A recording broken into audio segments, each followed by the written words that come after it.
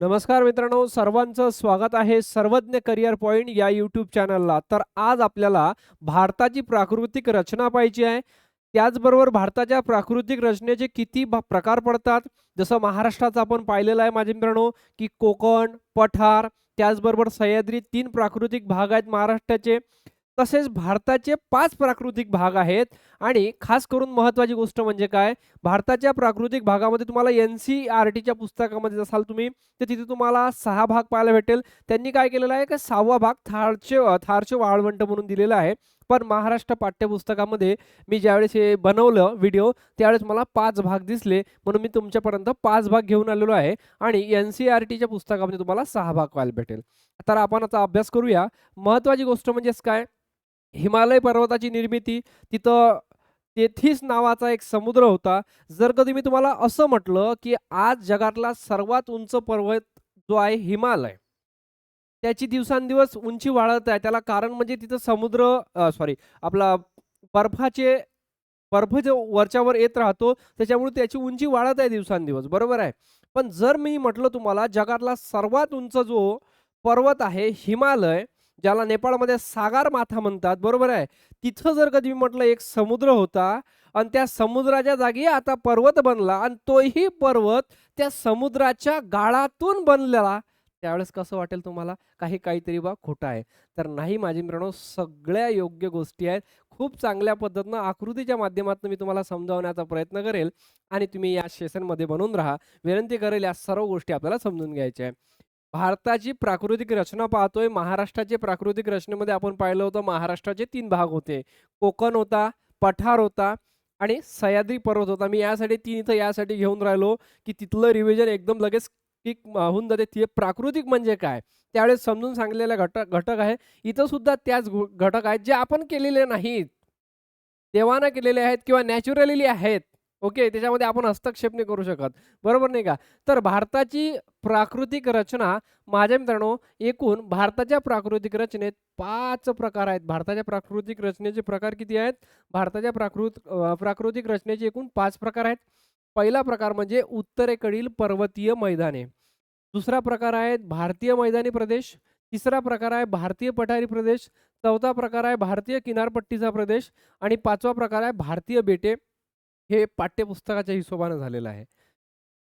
एन-सी-ई-आर-टीच्या हिशोबानं 6 आहेत आणि माझे मित्रांनो, तिथं थार वाळवंट हा स्वतंत्र एक प्राकृतिक विभाग मानलेला आहे. तर एवढं तुम्हाला लक्षात ठेवायचं आहे. याच्यामध्ये महत्त्वाची गोष्ट माझे मित्रांनो, उत्तरेकडील पर्वतीय मैदानी प्रदेश ज्याला आपण हिमालय म्हणतो. आता मी तुम्हाला असं म्हणतोय, तेथीस समुद्रातील स्तरीय खडकावर, ओके. तेथीस समुद्रातील स्तरीय खडकावर दाब पडून निर्मिती झाली. हिमालय हा घळीचा, वळीचा पर्वत आहे. पेपरमध्ये डायरेक्ट तुम्हाला प्रश्न विचारते हिमालयाच्या संदर्भात. हिमालय कशा प्रकारचा पर्वत आहे? किंवा जगातला सर्वात उंच पर्वत कोणता? तर जगातला सर्वात उंच पर्वत तुम्हाला सांगाल का हिमालय आहे. सर्वात तरुण पर्वत कोणता जगातला? तर त्या प्रश्नाचं उत्तर असेल हिमालयच आहे. कोणत्या पर्वताची निर्मिती ही म्हणजे आपण म्हणतो काय गाळाच्या समुद्रातील गाळाच्या संचयनानं झालेली आहे, तर तो आहे हिमालय पर्वत. हिमालय पर्वताचं पूर्वीचं नाव काय? तर टेथिस समुद्र. बरोबर आहे. मग याला काय कारण आहे? एकदम त्याच्या मनात आलं का मला आता समुद्रात राहायचं नाही, मला सगळ्यात वरती पळावर राहायचं आहे. असं काही झालं काय बुवा काहीतरी? तर त्या सगळ्या गोष्टी समजून घेऊ. त्याला काय कारणं आहेत? माझे मित्रांनो, जगातील अर्वाचीन अर्वाचीन म्हणजे प्राचीन, म्हणजे जसं आपल्या इथं आपण पाहतो अरावली पर्वत सर्वात प्राचीन मानला जातो. तर अर्वाचीन म्हणजे सर्वात नवीन तयार झालेला. जगातील सर्वात उंच रांग म्हणजे हिमालयाची रांग आहे. माझ्या मित्रांनो, हिमालयाच्या सुद्धा पर्वतरांगा आहेत. हिमालयाच्या सुद्धा पर्वतरांगा आहे. त्याला म्हणतात ग्रेटर हिमालय किंवा हिमाद्री. ग्रेटर हिमालय जर ऑप्शनमध्ये नसेल, तर हिमाद्री असेल ऑप्शनमध्ये. काश्मीरपासून ती रांग हिमाचल प्रदेशपर्यंत पसरलेली आहे. म्हणजे ग्रेटर हिमालयाची किंवा हिमाद्रीची रांग हे काश्मीर ते हिमाचल प्रदेशपर्यंत पसरलेली आहेत किंवा हिमाचल प्रदेशपर्यंत आहेत. या पर्वतरांगात 6,000 मीटरपेक्षा जास्त उंचीचे शिखरे आहेत. म्हणजे 6 किलोमीटरपेक्षा जास्त उंचीचे काय आहेत? शिखरे आहेत. माझे मित्रांनो ही शिखरे जे असतात किंवा आपण असं म्हणू हे कसे मोजल्या जातात?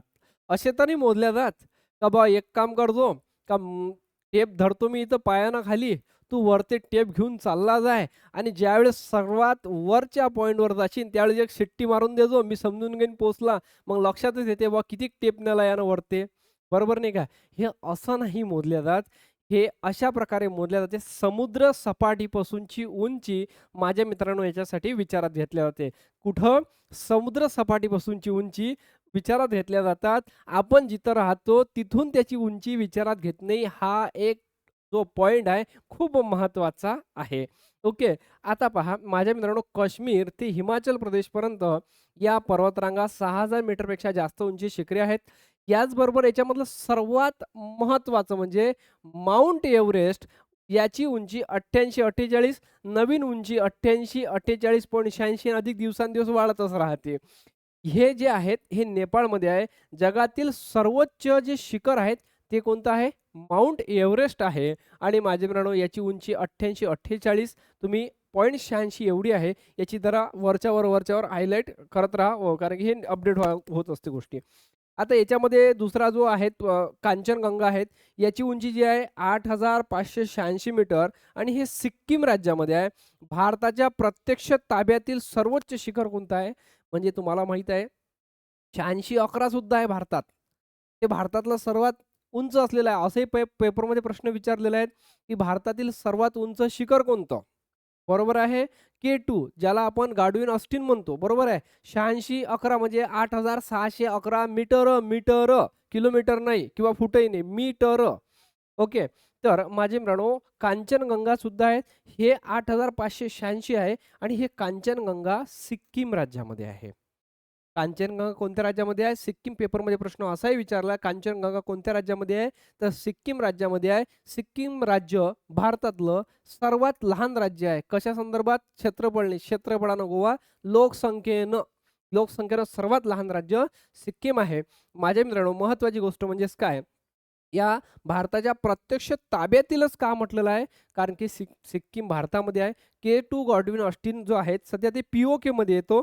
म्हणून माझ्या मित्रांनो काय म्हणू आपण त्याला? ते POKमध्ये जाईल K2 गॉडविन ऑस्टिन. ठीक आहे माझ्या मित्रांनो. तर आपल्याला इथं का पाहता आलं, की माउंट एव्हरेस्टची जी उंची आहे ती किती मीटरमध्ये आहे? 8888 मीटर आणि नवीन उंची दिलेली आहे 8848.86 मीटर इतकी. ठीक आहे. तर जगातील सर्वोच्च शिखर कोणतं आहे मग? माउंट एव्हरेस्ट आहे आणि माउंट एव्हरेस्टलाच इथं काय म्हणतात? नेपाळमध्ये सागर माथा म्हणतात. काय म्हणतात?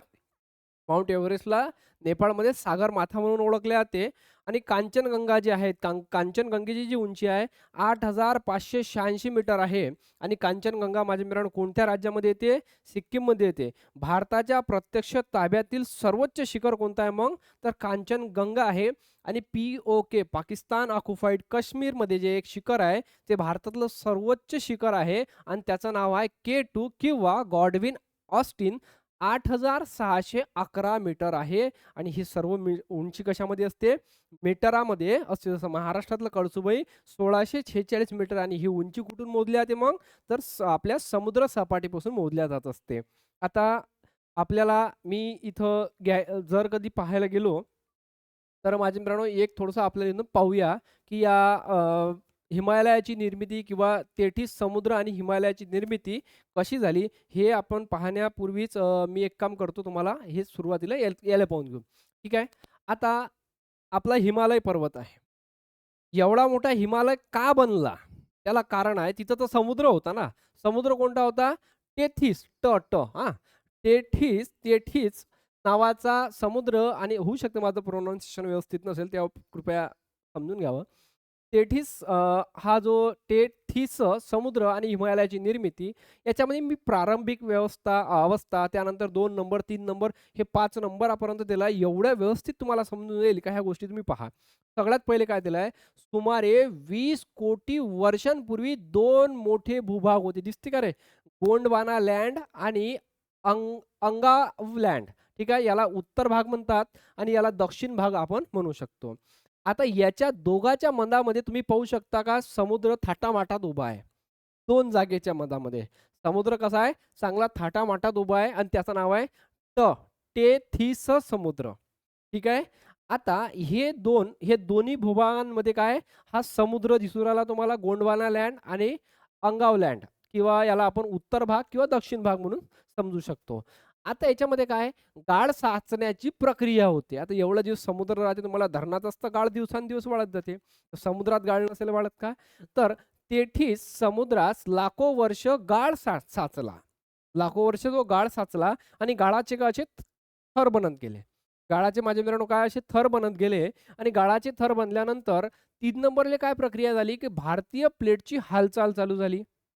आता हे झाली भारतीय प्लेट आणि ही झाली युरेशियन प्लेट. आता भारतीय प्लेट आणि युरेशियन प्लेट ह्या प्लेटा कशा झाल्या? प्लेटा म्हणजे त्या जेवणाच्या प्लेटा नाही. हे 2 जे तुम्हाला जमिनीचे भाग दिसू राहिले, हे एकत्र जवळ-जवळ येऊ लागले. हे कसे? जसं इथं आपण पाहतो मोठा, त्यानंतर इथं गाळाचं खूप मोठं संचयन झालेलं आहे. त्यानंतर हे भाग कसे असे जवळ-जवळ, जवळ-जवळ येत राहिले.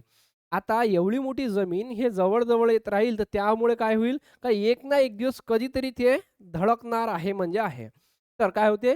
धडक आणि दाब आणि ते ज्यावेळेस धडकेल माझे मित्रांनो, तर आपण माहिती आहे का थोडंसं कधी आपण पावसामध्ये जातो आणि त्यावेळेस काय तिथं गारा म्हणा, काही चिखल पडलेला असतो. त्याच्यावर जर कधी आपला पाय पडला ना माझ्या मित्रांनो, तर तो गारा असा वरती उचलतो. बरोबर आहे? कारण की तो दाब सहन नाही करत, तो वरती येतो. बरोबर आहे? हे उदाहरण खूप चांगलं वाटेल. ओके. तर माझ्या मित्रांनो हे जे धडक झाली, हे दोन्ही प्लेटा एकत्र येऊ लागल्या आणि भारतीय प्लेट आणि युरेशियन प्लेटला धडकली. भारतीय प्लेट युरेशियन प्लेटला धडकली. या धडकेमुळे तेथील समुद्र बंद झाला. बंद झाला म्हणजे यातलं पाणी वरती जाऊन काय झालं माझ्या मित्रांनो आणि त्याचा जो गाळ होता खालचा, हे गाळाचे जे थर होते, त्याच्यावर दाब आल्यामुळे तो गाळ कसा होईल?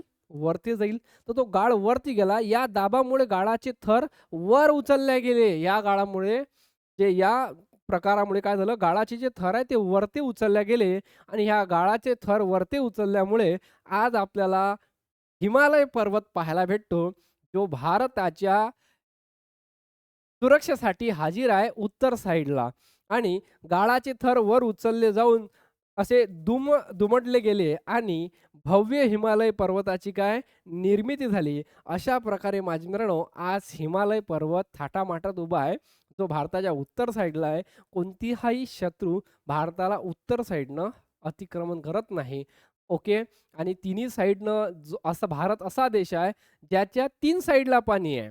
दक्षिण, पश्चिम आणि पूर्व आणि ज्याच्या उत्तर साइडला काय आहे माझे मित्रांनो, उत्तर साइडला हिमालय पर्वत आहे. म्हणजे त्याच्या रक्षणासाठी नॅचरली आपण पाहू शकतो चारही साइडनं काय एक प्रकारे सिक्युरिटी आहे. गरज फक्त आहे ते आपल्याला स्वतःहून आपल्या देशाला जे स्वातंत्र्य मिळालं, ते असं रात्र झालं, एक अर्ज केला मिळालं नाही. हे स्वातंत्र्य मिळवण्यासाठी लाखो लोकांनी आपण त्यांचं नाव पण घेऊ शकत नाही. आपल्याला त्याचा नावं पण माहीत नाही किंवा हे लोकं होते म्हणून.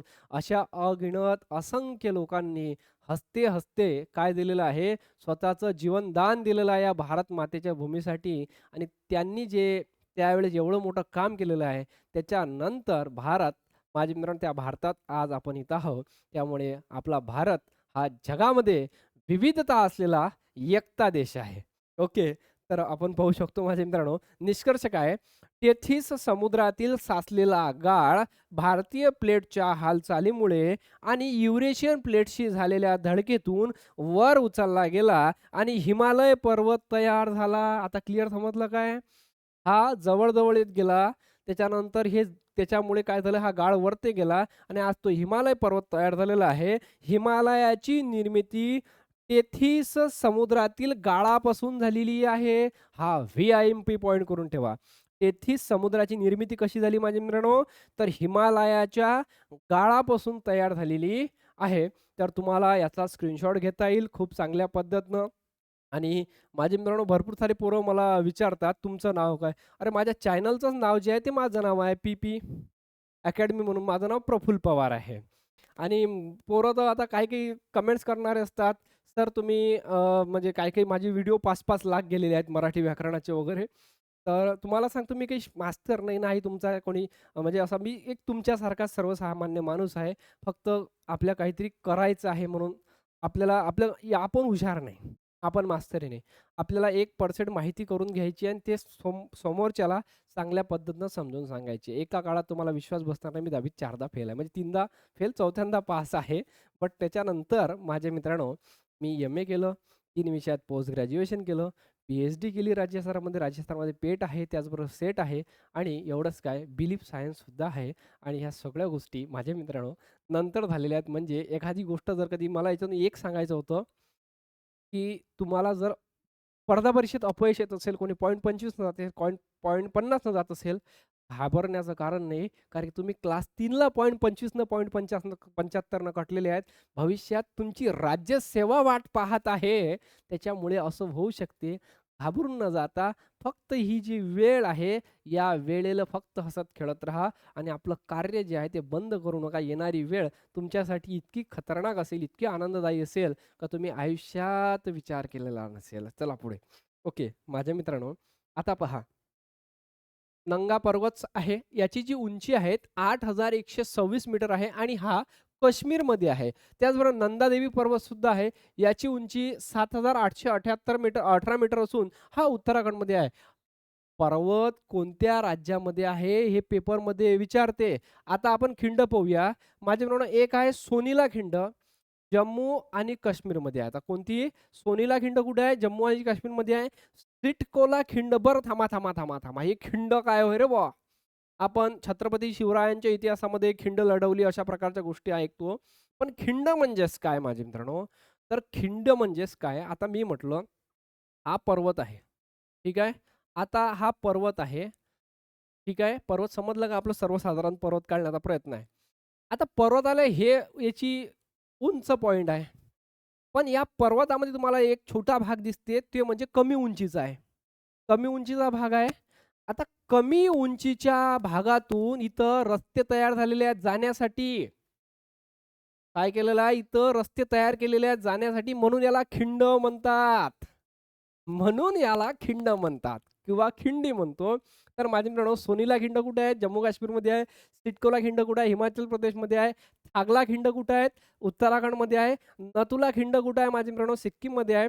तर लेसर हिमालय, ज्याला आपण हिमाचल असे म्हणतो, या पर्वतरांगात 3000 मीटरपेक्षा जास्त उंचीचे शिखरे आढळतात. या पर्वतरांगामध्ये काय 3000 मीटरपेक्षा जास्तीचे काय 3000 मीटरपेक्षा जास्त उंची शिखरे आढळतात. यामध्ये पीर पांजाल, हौलाधार जे हिमाचल प्रदेशमध्ये आहेत, या पर्वतरांगांचा काय याच्यामध्ये समावेश होतो. कोणत्या पर्वतरांगांचा? पीर पांजार व धौलाधार ह्या ज्या पर्वतरांगा हिमाचल प्रदेशमध्ये आहे, ते कोणत्या पर्वतरांगेमध्ये आहे? लेसर हिमालय किंवा हिमाचल. हिमाचल. सर्वांना समजलं नावातच पहा हिमाचल. ओके. तर अशा प्रकारे आपल्याला पुढे जायचं आहे. हे लांबी आपल्याला पेपरमध्ये विचारते, एम-पी-एस-सीवर येऊ. थंड हवेचे ठिकाण आता आपण पाहूया आपण. हिमाचल प्रदेशमध्ये शिमला आहे. शिमला. लग्न झाल्यानंतर तुमच्या गावातले आपण तर नाही, आपल्याला तेवढी वेळ राहणार नाही. आता लग्न होते काय गॅरंटी नाही आहे. कारण की इकडे तर आपल्याला आपला कोणी विचारायला तयार नाही. जेवण केलं काय? झोपायला काय? जेवला तर जेव आणि झोपशील तर झोप. अभ्यास करशील तर कर. जय गजानन. ओके. तर हिमाचल प्रदेशमध्ये माझे मित्रांनो शिमला, डलहौसी, कुलू मनाली माझे मित्रांनो ही हिमाचल प्रदेशमधले थंड हवेचे ठिकाण आहेत. थंड हवेचे ठिकाण आहेत. आता उत्तराखंडमध्ये थंड हवेचं ठिकाण कुठे आहे? मसुरी आहे, नैनिताल आहे, राणीखेत आहे. पोलीस भरतीवाले हो, तुम्हाला एक लक्षात ठेवा, याच्यातलं प्रत्येक ऑप्शन तुमच्यासाठी खूप महत्त्वाचं आहे. कारण की डायरेक्ट तुम्हाला प्रश्न विचारते, कुलू मनाली कुठे आहे? कुलू वेगळा आहे, मनाली वेगळा आहे, हे हिमाचल प्रदेशमध्ये आहे. डलहौसी कुठे आहे? डलहौसी हा व्यक्ती होता, तुम्हाला माहिती आहे 1848 ते 1856 डलहौसीचा कार्यकाळ आहे. अत्यंत कमी वयाचा आणि तळपदार. संस्थान खालसा गेले, रेल्वे, तारायंत्र सर्व याच्या युगामध्ये एल-आय-सीची स्थापना झाली. बरं, माझ्या मित्रांनो हिमाचल प्रदेश, कुलू मनाली, डलहौसी, शिमला हे हिमाचल प्रदेशमध्ये आहे. राणीखेत आपल्याला असं वाटते राणीखेत कवा हे पश्चिम बंगालमध्ये असेल का? नाही. राणीखेत हे उत्तराखंडमध्ये आहे. नैनिताल उत्तराखंडमध्ये आहे. मसुरी उत्तराखंडमध्ये आहे, जिथं आय-एसच्या लोकाला ट्रेनिंग दिली जाते. पश्चिम बंगालमध्ये माझे मित्रांनो दार्जिलिंग हे थंड हवेचं ठिकाण आहे. याच नंतर आहे हिमालय, दक्षिण हिमालय, ज्याला दक्षिण हिमालयाला शिवालिक पर्वतरांग असे म्हणतात. दक्षिण हिमालयाला आता पेपरमध्ये काय शिवालिक पर्वतरांग आला का आपला कार्यक्रम आटोपला रे आटोपला. तर तिथं 2 पैकी एकच देणार ना. तर दक्षिण हिमालय म्हणजे शिवालिक पर्वतरांग होय. सरासरी जी याची उंची आहे ती 1500 मीटर आहे. कशाची? दक्षिण हिमालयाची. आणि या पर्वतरांगांना बाह्य हिमालय रांग म्हणून सुद्धा ओळखले जाते.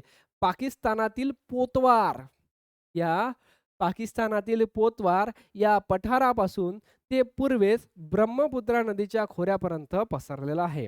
ओके, कोणतं?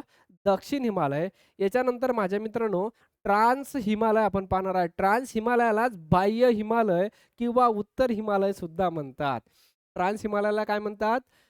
बाह्य हिमालय किंवा उत्तर हिमालय सुद्धा म्हणतात. सर्वोच्च शिखर या पाहता याच्यामध्ये काराकोरम आहे, झास्कर आहे. या पर्वतरांगांचा समावेश कशामध्ये होतो? काराकोरम, झास्करचा दक्षिण हिमालयामध्ये, सॉरी ट्रान्स हिमालयामध्ये. ट्रान्स हिमालयाला दुसरं नाव काय आहे? बाह्य हिमालय. अरे बाह्य हिमालयही पेपरमध्ये नाही आहे ऑप्शन, तर मग काय तुमचं उत्तर आहे? उत्तर हिमालय. बरं, काही हरकत नाही. तर सर्वोच्च शिखर जे आहेत K2 आहे, जे गॉडविन ऑस्टिन आहे, ज्याची उंची 8611 आहे. आणि K2 पर्वत शिखर भारतातील सर्वोच्च शिखर आहेत. K2 भारतातील सर्वोच्च शिखर कोणतं आहे मग? K2 आहे. आणि जगातील दुसऱ्या क्रमांकाचं शिखर होय पाक व्याप्त काश्मीरच्या भागात आहे. आता मगाशी आपण एक पॉइंट पाहिला होता, की भारताच्या प्रत्यक्ष ताब्यातील असलेलं शिखर कोणतं? ते मला कमेंट बॉक्समध्ये सांगा. आणि ते कोणत्या राज्यामध्ये होतं ते पण सांगा. कोणत्या राज्यामध्ये आहे? याचबरोबर भारतातलं सर्वोच्च शिखर कोणतं मगाशी मी तुम्हाला सांगितलं होतं, ते तुम्हाला स्क्रीनवरती पाहायला भेटत आहे. आता पुढे पाहू माझ्या मित्रांनो आपण भारतीय मैदानी प्रदेश.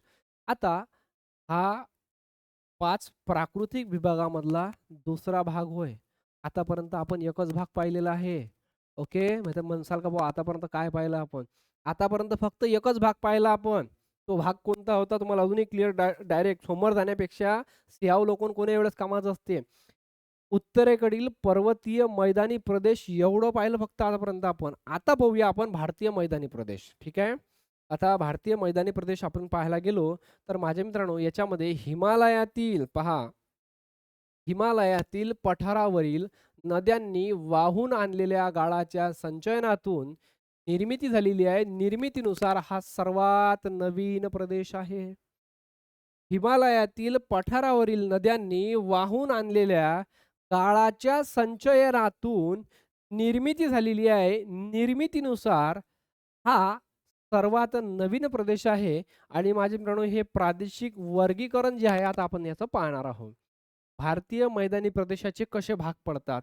माझे मित्रांनो भारतीय मैदानी प्रदेशाचे कसे भाग पडतात म्हणते, यामध्ये सतलज नदी खोऱ्यातील पंजाब, राजस्थानच्या काही भागांमध्ये काय याचा समावेश होतो. माझे मित्रांनो यामध्ये आपण जर कधी विचार केला तर सतलज नदी खोऱ्यातील पंजाब व राजस्थानच्या काय काही भागांचा याच्यामध्ये काय समावेश होतो. कशामध्ये? पश्चिम मैदानामध्ये. तर मध्य मैदानामध्ये काय होईल माझ्या मित्रांनो? मध्य मैदानामध्ये यामध्ये गंगा, यमुना खोऱ्यातील उत्तर प्रदेश, बिहार, पश्चिम बंगालच्या या राज्यांचा याच्यामध्ये समावेश होतो. आता थोडंसं पाहून घ्या माझ्या मित्रांनो, यामध्ये सतलज नदी खोऱ्यातील पश्चिम मैदानामध्ये काय आहेत? सतलज नदी. आणि सतलज नदी कोणत्या एरियामध्ये आहेत? पंजाब आणि राजस्थानच्या एरियामध्ये आहे. त्याचबरोबर मध्य मैदानामध्ये काय येईल मग? गंगा, यमुना. आता दिल्ली शहर यमुना नदीकाठी बसला आहे ना. आणि उत्तर प्रदेश, बिहार, पश्चिम बंगालचा या राज्यांमध्ये समावेश होतो. तर आपण काय पुरवलं? भारतीय मैदाने पाहून राहिलो. ओके. आता थोडं समजायला कन्सेप्ट थोडीशी जड जाईल, कारण की मी तर आकृत्या जर कधी आणली असती तो मजाही अलग था. ओके. भारतीय मैदानी प्रदेशांची आकृती मी घेऊ का? घेऊ का? विथिन सेकंड घेऊ का? फक्त मला व्हिडिओ पॉज करावा लागेल. यामध्ये आसाम, अरुणाचल प्रदेशातील ब्रह्मपुत्रा खोरे यांचा माझ्या मित्रांनो याच्यामध्ये समावेश होतो. भारतीय मैदानी प्रदेशांचा पश्चिम मैदाने, मध्य मैदाने, पूर्व मैदाने याच्यामध्ये माझ्या मित्रांनो अरुणाचल प्रदेश, ब्रह्मपुत्रा नदी यांचा काय याच्यामध्ये समावेश होतो. यामध्ये नंतर आहे भारतीय पठारी प्रदेश. यानंतर काय माझ्या मित्रांनो? भारतीय पठारी प्रदेश आहेत. तर मी काय करतो तुम्हाला आकृती दाखवतो. Just weight a second. पहा माझ्या मित्रांनो, तर हे आहे ते भारतीय मैदानी प्रदेश. जसं की आपण पाहून राहिलो पाकिस्तान, हिमालयाची पर्वतरांग हे पश्चिम मैदान आहे. त्याचबरोबर पश्चिम मैदानामध्ये आपण पाहतो गंगा आणि यमुना नदींचा संबंध आहे इथं. त्यावर मध्य मैदान आहेत. त्याचा पूर्व मैदानी प्रदेश आहे. बंगालचा उपसागर याचं काही आपल्याला घेणं नाही. आपण वरती शिकून राहिलो सध्या. ठीक आहे. तिबेट आहे, ब्रह्मपुत्र आहे. तर याच्यामध्ये पश्चिम मैदानामध्ये काय आहेत? या पश्चिम मैदानामध्ये सतलज नदी या पश्चिम मैदानामध्ये माझे मित्रांनो सतलज नदी खोऱ्यातील पंजाब व राजस्थानच्या काही भागांचा समावेश होतो. आता पाहू शकता हे पश्चिम आहेत. ओके, पश्चिम मैदानी प्रदेश. याच्यामध्ये राजस्थानचा पंजाब आणि राजस्थान तुम्ही पाहू शकता पंजाब आणि इकडे राजस्थानचा याच्यामध्ये समावेश होतो. यामध्ये माती जी आहे जलोढ आहेत आणि गाळयुक्त माती इकडे आपल्याला पाहायला भेटू शकते. याचबरोबर हा जो प्रदेश आहे पंजाब, हरियाणा, राजस्थानचा उत्तर भागामध्ये या गोष्टीचा समावेश आहे. त्यानंतर आहे माझे मित्रांनो मध्य मैदानी प्रदेश. मध्य मैदानी प्रदेशामध्ये गंगा, ओके, मध्य मैदानी प्रदेशामध्ये गंगा, याच्यानंतर गंगा खोऱ्यातील उत्तर प्रदेश, बिहार, पश्चिम बंगाल राज्यांचा समावेश होतो. याच्यामधली जी माती आहे ती जलोढ आहे, खूप सुपीक आहे. त्याचबरोबर ह्याचा जो प्रामुख्याने उत्तर प्रदेश, बिहार, झारखंड, पश्चिम बंगाल याचा मोठा भाग या मध्य मैदानी प्रदेशामध्ये आपल्याला पाहायला भेटतो. याचबरोबर माझे मित्रांनो तिसरा प्रकार पूर्व मैदानी प्रदेश. यामध्ये आसाम आहे, अरुणाचल प्रदेश आहे, ब्रह्मपुत्रा खोरे आहेत यांचा समावेश होतो. याच्यातली माती कशी आहे? जलोढ आहे, प्रदेश आहे आसाम, अरुणाचल प्रदेश. आता प्रमुख नद्या ज्या आहेत सिंधू, सतलज, यमुना, गंगा आणि ब्रह्मपुत्रा. तर याच्यामध्ये काय लक्षात ठेवायचं आहे? हिमालयातील नद्या गाळ वाहून आणतात व गाळाचे संचयन होते. सुपीक मैदाने तयार होते त्या गाळापासून आणि माझे मित्रांनो शेती व वस्ती त्या ठिकाणी पाहायला भेटू शकते. तर याच्यातले वैशिष्ट्य पहा, हिमालयातून येणाऱ्या नद्यांनी गाळ वाहून आणला जातो. गाळाचे संचयन होऊन सुपीक मैदाने तयार झालेली आहेत. शेतीसाठी अतिशय उपयुक्त प्रदेश. त्याचबरोबर भारताची लोकसंख्या सर्वात जास्त याच प्रदेशामध्ये पाहायला भेटते. तर आपण हे पाहू राहिलो होतो भारतीय मैदानी प्रदेश. ओके, नकाशाच्या माध्यमातून आपल्याला समजवण्याचा हा प्रयत्न होता. हिमालयाची रांग आहे ती आधी आपण शिकलेलो आहेत. यानंतर आपण पुढे पाहतोय माझे मित्रांनो, ओके, भारतीय पठारी प्रदेश. तर ज्वालामुखीच्या उद्रेकातून वर आलेल्या लाव्हारसाचे थरावर थर साचून निर्मिती नर्मदा नदीमुळे पठाराचे दोन भाग पडलेले आहे. वरतून आता आपण खाली चाललो शांततेत हां. तर याच्यामध्ये आहे उत्तरेकडील पठार, दक्षिणेकडील पठार. आता उत्तरेकडील जे पठार आहे ते आहे मारवाड राजस्थानमध्ये, त्याबरोबर माळवा पठार आहे मध्य प्रदेशमध्ये, बुंदेलखंड पठार आहे मध्य प्रदेशमध्ये, त्यानंतर वाघेलखंड पठार आहे ते सुद्धा मध्य प्रदेश आणि छत्तीसगडमध्ये येते आणि छोटा नागपूर पठार हे तर आपण खनिज संपत्तीनं असा महाराष्ट्राचा हुर, आपल्या भारताचा हुर म्हटलं जाते याला.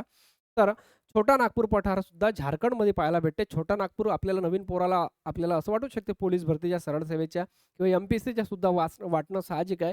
छोटा नागपूर म्हटलं तर बा महाराष्ट्रातच असेल बा कुठंतरी एखादा भाग. तर नाही, छोटा नागपूर जे आहेत भारताचा हुर आहे, खनिज संपत्तीनं असा संपन्न असा भाग हा भारताच्या झारखंड राज्यामध्ये आहे. पहा, झारखंडमध्ये आहे, ओडिसामध्ये नाही, हे लक्षात ठेव जा. तर याच्यामध्ये सगळ्यात पहिला आहे अरावली पर्वत, जो भारतातला सर्वात जुना पर्वत मानला जातो. मध्यंतरी हा चर्चेमध्ये खूप होता. भारतातील सर्वात जुना पर्वत हा अवशिष्ट पर्वत होय. ठीक आहे. या पर्वत रांगातील सर्वोच्च शिखर हे गुरु शिखर आहे.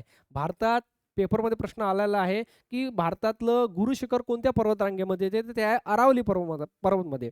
कोणतं पर्वत शिखर सर्वात जुनं आहे? तर अरावली पर्वत शिखर आहे आणि ते कुठे आहे मग? राजस्थानमध्ये. तर गुरु शिखर माझे मित्रांनो, गुरु शिखराची उंची सुद्धा पेपरमध्ये बऱ्याचदा विचारली आहे. 1722 मीटर, 1722 मीटर. आणि यामधलं गुरु शिखर मधलं थंड हवेचं ठिकाण माउंट अबू आहे आणि पेपरमध्ये हा सुद्धा प्रश्न विचारून झालेला आहे. माउंट अबू हे थंड हवेचं ठिकाण कोणत्या राज्यामध्ये आहे? तर राजस्थानमध्ये आहे. माउंट अबू राजस्थानमधलं असलेलं थंड हवेचं ठिकाण आहे. एवढं झालं सर्वांना. याच्यानंतर माझे मित्रांनो आपल्याला पुढे जायचं आहे. यामध्ये आहे विंध्य पर्वत, ज्याला आपण मध्य प्रदेश म्हणतो. आता विंध्य पर्वत यामध्ये राजमाल टेकड्या आहे, ज्या झारखंडमध्ये आहे. राजमाल टेकड्या कुठे आहे? VIMP आता प्रश्न नवीन बनू शकतो. राजमाल टेकड्या कुठे आहे? झारखंडमध्ये आहे. तर दक्षिणेकडील पठार, ज्याला आपण दख्खनचं पठार असे म्हणतो, त्या दख्खनच्या पठारावर आपण राहतो. या पठाराचे खालील प्रकार पडतात. यामध्ये महाराष्ट्राचं पठार आहे, आपण पाहतो कोकण, सह्याद्री आणि पठार, तो आपला याच्यात आहे. ओके. तर म्हैसूरचं पठार आहे म्हणजे म्हैसूर म्हणजे कर्नाटक, ज्याला आपण कर्नाटकचं पठार म्हणतो कारण कर्नाटकला पहिला म्हैसूर म्हणत होते आणि तेलंगणाचा पठार तेलंगणा आणि आंध्र प्रदेशचं पठार. आता ह्या पर्वतरांगा आहेत, सातपुडा पर्वतरांगा आहे महाराष्ट्र. तर 7 पर्वतरांगांची मालिका, सातपुडा कोण म्हणतात?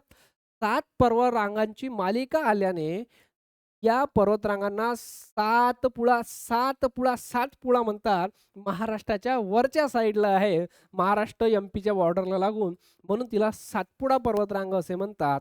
त्यामध्ये नर्मदा व तापी नद्यांच्या खोऱ्यांचाच दरम्यान आहे.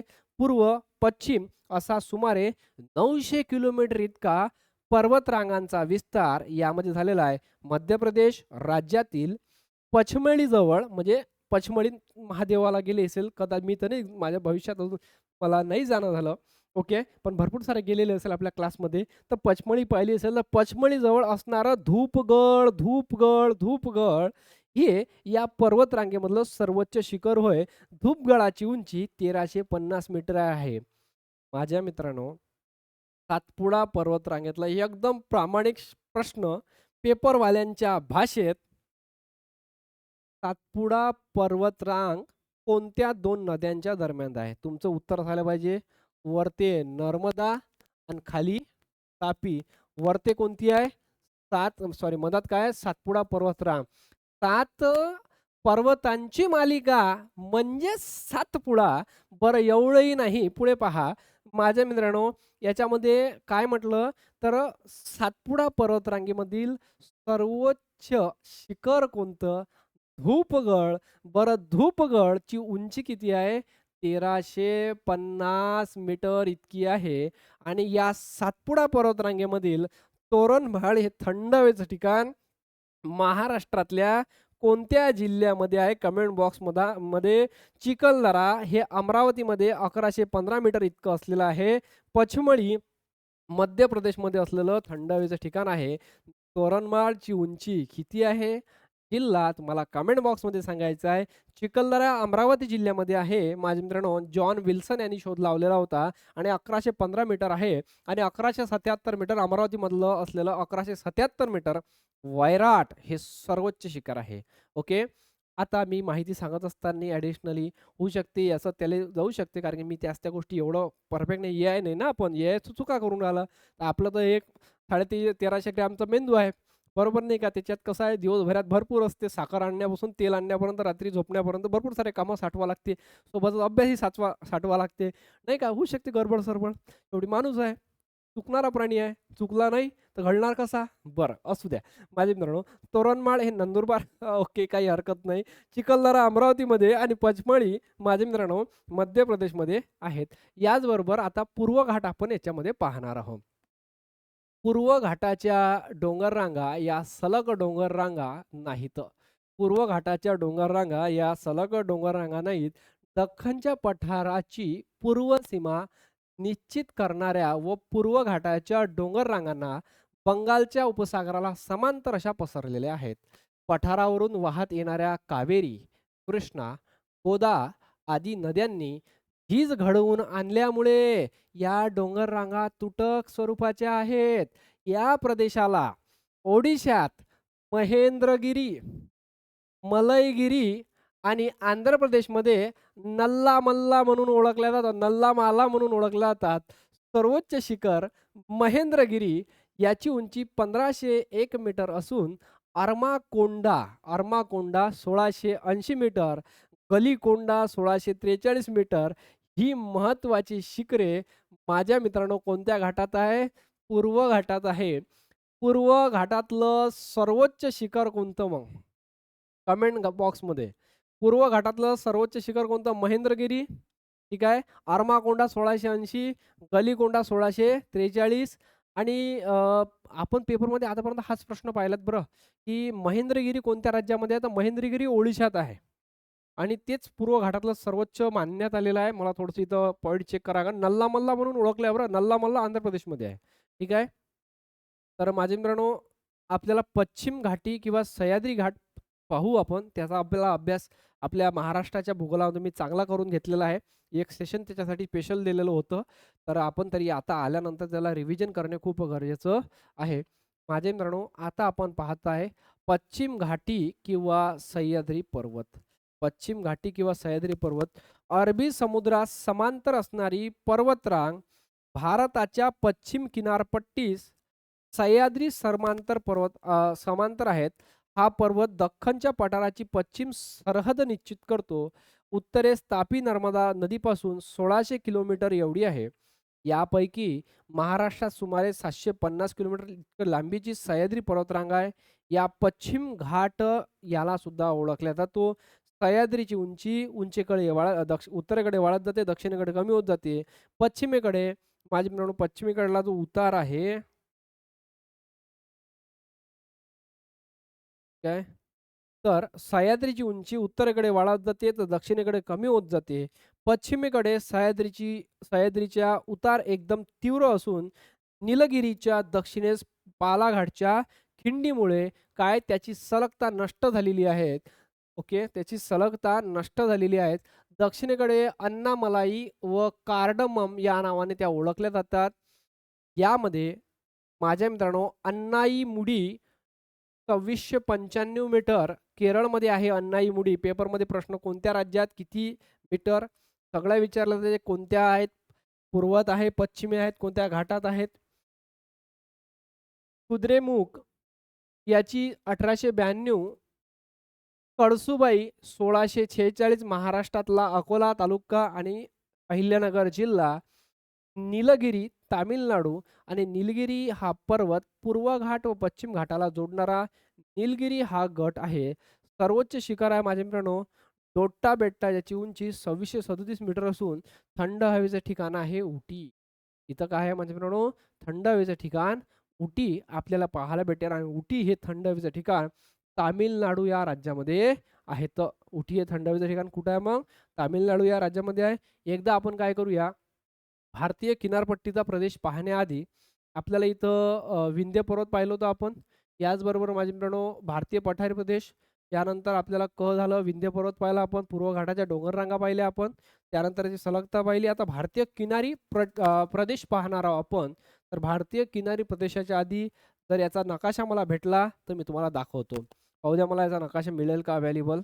ठीक आहे माझ्या मित्रांनो, तर तुम्ही पाहू शकता भारतीय पठारी प्रदेश जे आहेत त्या भारतीय पठारी प्रदेशाचा मी काय आणलेला आहे आता नकाशा आणलेला आहे. मला स्क्रीनशॉट दिसला माझ्या याच्यामध्ये, तोच मी आणलेला आहे. भारतीय उपखंडाचा मोठा भाग हा पठारी प्रदेश आहे. तुम्ही स्क्रीनवरती पाहू शकता.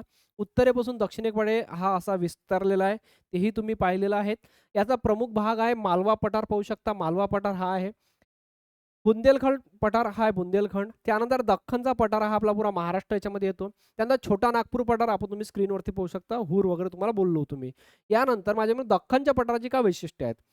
हे भारतातील सर्वात जुने पठार आहेत. म्हणजे हे होय दख्खनचं पठार. याचा विस्तार महाराष्ट्र, कर्नाटक, तेलंगणा, आंध्र, तामिळनाडू या राज्यामध्ये तुम्हाला नकाशाच्या माध्यमातून क्लिअरच होऊन राहिलं.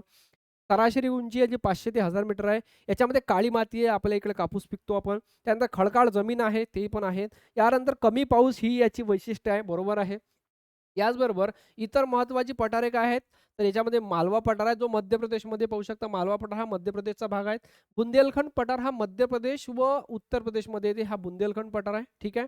याचबरोबर छोटा नागपूर पठाराची वैशिष्ट्य काय, याचा विस्तार झारखंड, छत्तीसगड, ओडिशा, पश्चिम बंगाल या राज्यामध्ये आहेत.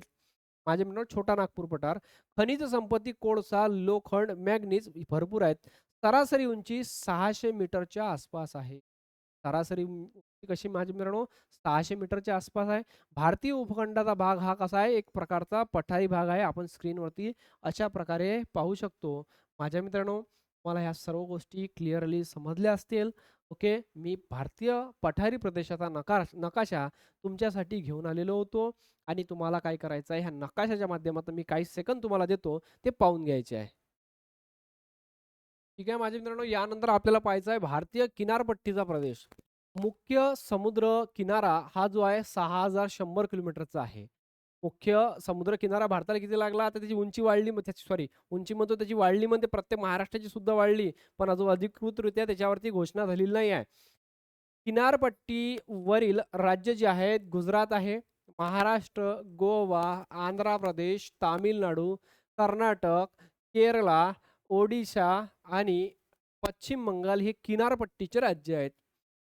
प्रत्यक्ष किनारपट्टी जर विचारली तर 6100 किलोमीटरची आहे आणि जर कधी बेटे वगैरे धरून म्हटलं तर 75-17 आहे म्हणजे 7517 किलोमीटर इतकी. कारण की तुम्ही म्हणसाल बेटे बाबा राज्याला एवढं मोठं लागलं आणि त्या बेटायला त्याच्या भारताचे 25% लागलं काय? हो. अरे अंदमान निकोबार बेटामध्ये एकूण 572 बेट आहेत. अंदमान निकोबार बेटामध्ये किती बेट आहेत एकूण? 572 बेट आहेत आणि लक्षद्वीप तर राहिलाच मग आपला. बरं काही हरकत नाही. सगळ्यात कमी आहे तो 32 चौरस किलोमीटर 64,000 लोकसंख्या. सर्वाधिक किनारपट्टी जी आहे माझ्या मित्रांनो, ही गुजरात राज्याला लागलेली आहे. कारण गुजरातला तुम्ही नकाशा जर कधी पाहिला ना, मी तुम्हाला नकाशामध्ये दाखवतो. त्याला खूप चांगल्या पद्धतीनं समुद्रकिनारा असा आतमध्ये घेतो 1000 किलोमीटर जास्त वाढते ना. आंध्र प्रदेश, तामिळनाडू, महाराष्ट्र किनारपट्टी आहेत. तर पश्चिम किनारपट्टीमध्ये अरुंद व तीव्र उताराची आहे पश्चिम किनारपट्टी. तुम्हाला माहीत आहे?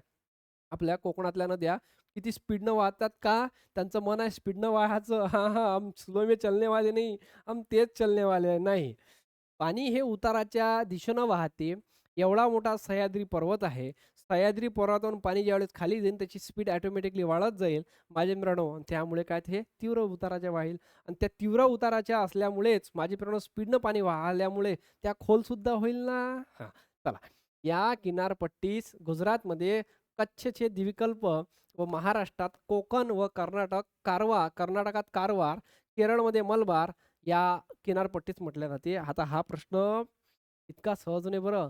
महाराष्ट्राच्या किनारपट्टीस कोकण म्हणतात सगळ्या गावाले माहीत आहे.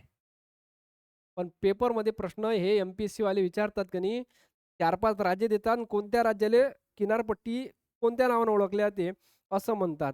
तर माझ्या मित्रांनो यामध्ये महत्त्वाची गोष्ट म्हणजे काय? तर 1 मिनिट जस्ट.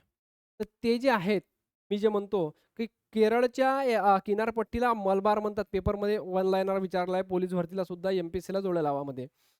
गुजरातमध्ये कच्छ, त्यानंतर महाराष्ट्रात हे आपलं कोकण, त्यानंतर कर्नाटकात कारवार, कला क लावाचा, कला क लावाचा आणि केरळमध्ये मलबार, गुजरातमध्ये कच्छ, त्यानंतर ओडिशा, उत्तरेसमधील कच्छच्या बरं, ओडिशा राज्यामध्ये काय म्हणतात?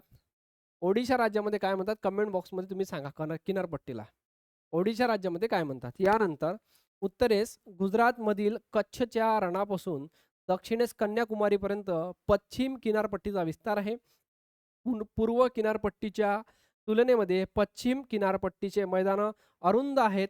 नद्यांनी सागराच्या मुखाशी तयार केलेल्या खाड्या हे या किनारपट्टीचे काय महत्त्वाचे वैशिष्ट्य माझे म्हणून पूर्व किनारपट्टीच्या तुलनेमध्ये पश्चिम किनारपट्टी कशी आहे? मैदान अरुंद आहे. हे पेपरमध्ये वन लाइनर विचारतात बरं, वन लाइनर नाही विचारत. कारण प्रश्न कोणते स्टेटमेंट योग्य आहेत, कोणते अयोग्य अशा प्रकारे विचारला जाईल. तर काय हे आपल्या लक्षात ठेवायचं आहे. तयार केलेल्या खाड्या ह्या काय किनारपट्टीच्या महत्त्वाची वैशिष्ट्य. खाडी म्हणजेच काय? हां, खाडी म्हणजेच काय? नदीचं पाणी त्याच्या म्हणजे समुद्राचं पाणी त्या नदीच्या आतमध्ये शिरते त्याला म्हणतात खाडी. कदाचित मी डेफिनेशन चुकीची सांगत नसेल. माझे मित्रांनो, समुद्र आहे. महाराष्ट्रात आपल्या कोकणातल्या नद्या चालल्या आपल्या तीव्र उताराच्या. पण या समुद्राचं पाणी या नदीच्या आतपर्यंत इथपर्यंत शिरलेलं आहे ना. मग इथपर्यंत समुद्राचं पाणी नदीच्या आतपर्यंत शिरलेलं आहे. याला म्हणतात खाडी, खाडी, खाडी. ओके. तर अशा प्रकारे माझे मित्रांनो आपल्याला ह्या कन्सेप्ट पाहायला भेटते. भारतीय किनारपट्टीचा प्रदेश यावर आधारित एखादं माझे मित्रांनो पूर्व किनारपट्टी सुद्धा आपल्याला पाहायचं आहे याच्यामध्ये. पूर्व किनारपट्टी ही रुंद व मंद उताराची आहे. तामिळनाडूमध्ये कोरोमंडल किनारा असे सुद्धा या पूर्व किनारपट्टीला म्हणतात. आता केरळमध्ये मलबार, गुजरातमध्ये कच्छ, महाराष्ट्रात कोकण, कर्नाटकमध्ये कारवार आणि तामिळनाडूमध्ये कोरोमंडल. ओके. तर पूर्व घाट, बंगालचा उपसागर यांच्या दरम्यान असणारा मैदानी प्रदेश आहे. उत्तरेस पश्चिम बंगालपासून दक्षिणेस कन्याकुमारीपर्यंत मैदानाचा या विस्तार आहेत. चिल्का सरोवर ओडिशा राज्यामध्ये, पुलिकत आंध्र प्रदेशमध्ये, कोल्हेरू आंध्र प्रदेशमध्ये ह्या खाऱ्या पाण्याची सरोवर सुद्धा याच्यामध्येच आहेत पूर्व किनारपट्टीमध्ये. गोदावरी, कृष्णा, कावेरी या नद्यांनी निर्माण केलेला त्रिभुज प्रदेश ही पूर्ण किनारपट्टीच्या मैदानाची वैशिष्ट्ये आहेत. कोणत्या 3 नद्या आहेत त्या? महाराष्ट्रातली गोदावरी, ब्रह्मगिरी टेकड्यामधली 668 किलोमीटर महाराष्ट्रातली. ओके. याचबरोबर 282 किलोमीटरची कृष्णा नदी, महाबळेश्वर, सातारा आणि कावेरी नदी माझे मित्रांनो या 3 नद्यांनी काय केलेलं आहे? याचा त्रिभुज प्रदेश तयार केलेला आहे. पश्चिम किनारपट्टीच्या तुलनेत पूर्व किनारपट्टीच्या मैदानाची रुंदी जास्त आहे. ओके. आणि हे जे बंदरे आहेत तुम्ही पाहू शकता माझे मित्र, बंदरे म्हणजे काय? आपल्या घरावर येतात ते नाही. बंदर म्हणजे जिथं जहाजं थांबते ते ठिकाण म्हणजे बंदरे. म्हणसाल सर आमची काही मजा घेऊन राहिले का? आम्हाला माहीत नाही का? मी म्हणतो हो मला माहीत आहे माझ्या मित्रांनो. तुम्ही माझ्यापेक्षा खूप हुशार आहेत. मी हुशारच नाही. पण सांगावं लागते माझे कोणी नवीन नवीन मित्र असतात. त्यांना लगेच क्लिक होऊन जातं बंदर म्हणजे तेच होय का बा वानराला बंदर म्हणते. तर नाही त्याला माकड आणि शुद्ध शब्दामध्ये आपण म्हणतो माकड, वानर आणि ते बंदर नव्हे जिथं जहाजं थांबते ते वालं बंदर होय. पश्चिम किनारपट्टीच्या वरती बंदर आता आपण पाहणार आहोत. बंदर म्हणजे जहाजं थांबते ठिकाण. पश्चिम किनारपट्टी म्हणजे महाराष्ट्राच्या आजूबाजूचे राज्य खालचे वरचे.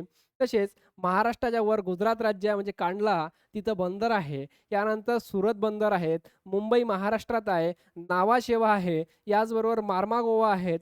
मंगलोर आहे. कोझिकोड आहे केरळमध्ये. कोचीन आहे केरळमध्ये. आणि पूर्व किनारपट्टीवर कोणते बंदर आहेत जिथं जहाजं थांबतात ते? तर पूर्व किनारपट्टीचे बंदरे पाहू शकता तुम्ही. कोलकाता आहे, हल्दिया आहे, प्यारादीप आहे ओडिसामधलं, विशाखापट्टणम आहे तामिळनाडू, चेन्नई आहे, त्यानंतर माझे नाव एन्नोर आहे आणि तुतीकोरीन आहे. हे सगळ्या गोष्टी तामिळनाडूमध्ये आपल्याला पाहायला भेटतात. हल्दिया पश्चिम बंगालमध्ये, कोलकाता पश्चिम बंगाल, प्यारादीप ओडिशामध्ये, विशाखापट्टणम आपल्याला तामिळनाडूमध्ये पाहायला भेटते का रे? विशाखापट्टणम आंध्र प्रदेशमध्ये. बरं, काही हरकत नाही. Okay, done. मी माझे मित्रांनो याच्या व्यतिरिक्त आपल्याला भारतीय बेटाच्या पूर्वी आपल्याला हे जे आहेत याचा मी एक असेल तर नकाशा दाखवतो. पाहू शकता माझे मित्रांनो नकाशाच्या माध्यमातून भारतीय किनारपट्टीचा प्रदेश. आता भारतीय किनारपट्टीचा प्रदेशाविषयी तुम्हाला मी सर्व माहिती सांगितलेली आहे. भारतीय उपखंडाची किनारपट्टी सुमारे 7,517 म्हटलं मी राउंड फिगर. ओके. 7,516.6 किलोमीटरची आहे. ही 2 भागात विभागलेली आहे. एक पश्चिम किनारपट्टी ओके आणि एक होती पूर्व किनारपट्टी. आता तुम्हाला सांगितलं ना पश्चिम किनारपट्टी महाराष्ट्र आणि पूर्व किनारपट्टी आपलं तामिळनाडू. आता भारताच्या किनारपट्टीला सामरिक, आर्थिक व नैसर्गिकदृष्ट्या खूप महत्त्व लाभलेले आहेत. आता पश्चिम किनारपट्टीविषयी जर कधी पाहायला गेलं आपण तर पश्चिम किनारपट्टी ही 5,422 किलोमीटरची असून ही किनारपट्टी अरबी समुद्राच्या काठाने व्यापलेली आहे. आता हा आहे माझे मित्रांनो अरबी समुद्र. आता हा अरबी समुद्र आहे. तर ही अरबी समुद्राच्या काठाने लागलेली आहे. ह्या किनारपट्टी सरळ व अरुंद अशा काही ठिकाणी खाड्या खंडित आहेत. ओके. आता खाड्या दिसून राहिल्या तुम्हाला. याच्यामधले जे प्रमुख बंदरे आहेत, जे रेड कलरमध्ये बंदरे आहेत, मुंबई आहेत, मार्मागोवा आहेत, मंगळूर आहे, कोची आहे, कांडला आहे गुजरातमधलं, मार्मागोवा आहे गोवामध्ये येते. याचं प्रमुख बंदरे जे आहेत माझे प्रमुख वैशिष्ट्य आहेत खाड्या. खाड्या ज्या आहेत उदाहरणार्थ खंबातची खाडी आहेत, काय कच्छद्वीप समूहची लक्षद्वीप आहेत. अच्छा हे थोडंसं पाहूया. याचं जे आहे ना हे अरबी समुद्रामध्ये येते बरं.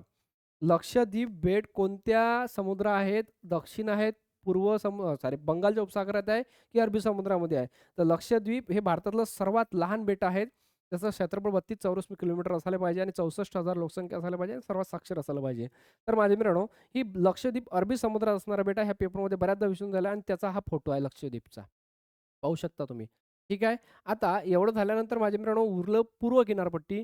पूर्व किनारपट्टीची लांबी 2,094 किलोमीटर आहे. ही किनारपट्टी बंगालच्या उपसागराच्या काठानं आहेत. पाहू शकता आपण आणि ही किनारपट्टी सरळ असून मोठमोठ्या नद्यांनी खाड्यांनी युक्त आहेत. प्रमुख बंदरे कोलकाता म्हणजे हल्दिया बंदर आहे. विशाखापट्टणम तामिळनाडू, चेन्नई, तुतीकोरीन, पारादीप ओडिसा. प्रमुख वैशिष्ट्य काय? सुंदरबन डेल्टा आहे तिथं. चिल्का सरोवर इथेच आहे चिल्का सरोवर आणि अंदमान निकोबार बेटंसुद्धा याच्यामध्ये आहेत. आता याच्यामध्ये किनारपट्टी हे पाहू शकता तुम्ही नकाशाच्या माध्यमातून किनारपट्टी. खूप चांगला इमेज आहे हा पाहताना खूप आनंद वाटतोय. नैसर्गिक बंदरे व अरबी समुद्राच्या खाड्या इथे आढळतात. किनारपट्टीवर वाळवंटी, वालुकामय, खडकाळ व दलदलीचा प्रदेश आढळतो. या चक्रीवादळे, सुनामी यांसारख्या आपत्तींचा प्रभाव या प्रदेशांवरती होत असतो. त्याच्यामध्ये महत्त्वाचं काय व्यापार व वाहतूक यासाठी उपयोगी आहेत. मत्स्य व्यवसाय, मीठ निर्मिती, पर्यटन यांना चालना मिळते यामुळे आणि नौदल आणि संरक्षण दलाच्या दृष्टीने सुद्धा या गोष्टी किनारपट्ट्या महत्त्वाच्या असतात. भारताच्या नेव्ही या गोष्टीला काय कोस्ट गार्ड वगैरे इथं रक्षण करत असतात शत्रूपासून भारताचे. तर अशा प्रकारे माझे मित्रांनो भारतीय किनारपट्टीचा प्रदेश तुम्ही स्क्रीनवरती पाहू शकता. आपण वरती पाहत आणलाय. आता एक 5वा प्रकार आला तो म्हणजे बेटायचा आणि ते कौन से बेटे है वो तो वो समुद्र में जिन चीज़ों को चारों तरफ से पानी से घिरा हुआ रहता है उनको कहते हैं बेटे. बेटे म्हणजेच माझे मित्रांनो द्विकल्प भारताला का म्हणतात? भारतीय द्विकल्प ज्याच्या 3 साइडला पाणी असतात त्याला द्विकल्प म्हणतात. म्हणजे भारतीय द्विकल्प का म्हणतो? कारण की भारताच्या पश्चिम साइडला, पूर्व साइडला आणि दक्षिण साइडला पाणी आहे. म्हणजे भारताच्या 3 साइडला जिथं पाणी आहे त्याला द्विकल्प म्हणतात. ज्याच्या एकूण 2 याच्यामधून नदी वाहते त्याला दुआब म्हणतो आपण, बरोबर नाही का? आणि ज्याच्या 4ही साइडला पाणी आहे त्याला बेटं म्हणतात. म्हणजे ते काय असतात? समुद्रात असतात एकंदरीत असं म्हणायला हरकत नाही. आता आपण ते बेटे पाहूया. समजलं का बेट्याची काय कंडिशन आहे? ती बेटं सुद्धा पाहू आता आपण हां. आता या बेटाला आपण पाहतोय भारतीय बेटांचा प्रदेश हे आपल्याला भारत आहे. इथं गोल आकारामध्ये दिसलेलं आहे हे बेटं आहेत. हे अंदमान निकोबार बेट आहेत बंगालच्या उपसागरामध्ये. हे लक्षद्वीप बेट आहेत जे अरबी समुद्रामध्ये आहेत. माझ्या मित्रांनो हा संपूर्ण भारत शिकलेला आहे. 5वा प्रकार आलो आपण भारतीय बेटांवर. त्या भारतीय बेटांचा परिचय आता आपल्याला इथं पाहायचा आहे प्रामुख्यानं. ओके, काही हरकत नाही. भारताच्या एकूण भौगोलिक क्षेत्राच्या फक्त 2.37% क्षेत्रफळ या बेटाचं आहे. किती माझे मित्रांनो? 2.37% भारतीय बेटांचा प्रदेश 2 प्रमुख समूहात विभागलेला आहे. भारतीय बेटांचा प्रदेश. कोणते 2 आहेत? एक म्हणजे लक्षद्वीप बेटे आणि दुसरं म्हणजे अंदमान बेटे. लक्षद्वीप बेटे हे अरबी समुद्रामध्ये येते आणि बंगालच्या उपसागरामध्ये अंदमान निकोबार बेट आहे. VVVIMP आहे. ही नैसर्गिक बेटे सौंदर्य, सागरी जैवविविधता, सामरिकदृष्ट्या महत्त्वाची आहेत. लक्षद्वीप बेटे याच्यामधला दुसरा जो काय कार्यक्रम आहे तो पाहणार आहे म्हणजे हे लक्षद्वीप हिरव्या कलरमध्ये. ही बेटे केवळ केरळ किनारपट्टीपासून 200 ते 440 किलोमीटर अंतरावर आहेत. किती? केरळापासून 440 किलोमीटर अंतरावर. ओके. यानंतर एकूण बेटे माझे मित्रांनो 36 आहेत. त्यापैकी 10 वस्ती असलेल्या आहेत.